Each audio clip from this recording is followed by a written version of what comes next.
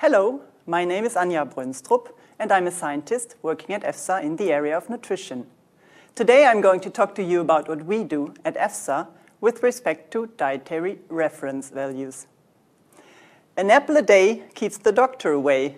As this well-known saying suggests, we have long known that some foods have health benefits and help to prevent diseases. Awareness of the importance of good nutrition has risen in recent years. There is now consensus among scientists that poor diets and low levels of physical activity can lead to a number of chronic conditions, such as obesity, cardiovascular disease, type 2 diabetes, cancer, and even cognitive diseases like dementia. Humans need many different nutrients if they are to stay healthy and reduce the risk of diet-related disease. A nutrient is a component of food, such as protein, carbohydrate, fat, vitamins, minerals, and water. Each nutrient has particular functions in the body.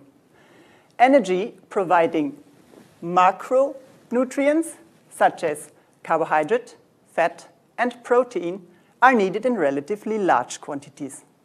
We need micronutrients, such as minerals and vitamins, in relatively small quantities. The amount of each nutrient needed to maintain health is called the nutrient requirement.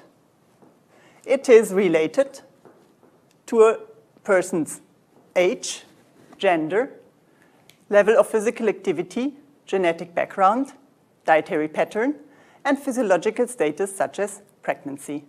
For example, women of childbearing age need more iron than men.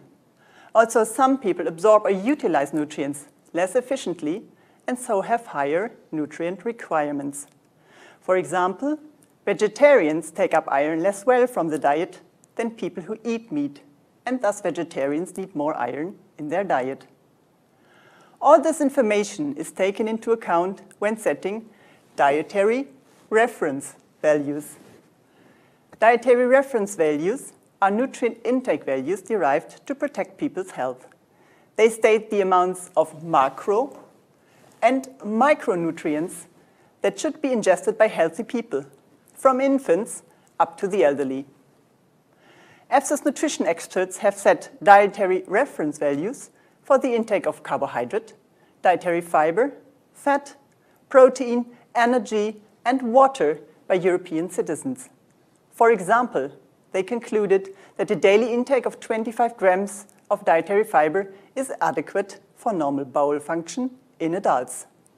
They also considered that the intake of certain fatty acids, namely saturated fatty acids and trans fatty acids, should be as low as possible to limit the risk of cardiovascular disease.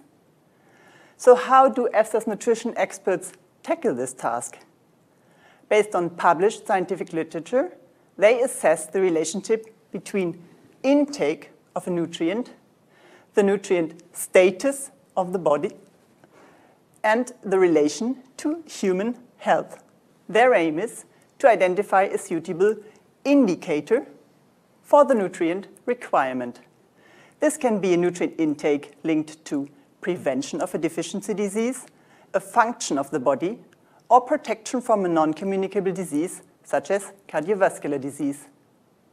So who is going to use these dietary reference values and for what purpose? Dietary reference values can be used by policymakers, such as the European Commission or EU member states, to ensure that the information on food labeling is accurate and meaningful to consumers. Dietary reference values can also be used to help identify diet-related problems and for planning of diets. Last but not least, they serve as the basis for the drafting of dietary guidelines, such as in the form of a food pyramid that can help to keep European citizens fit and healthy.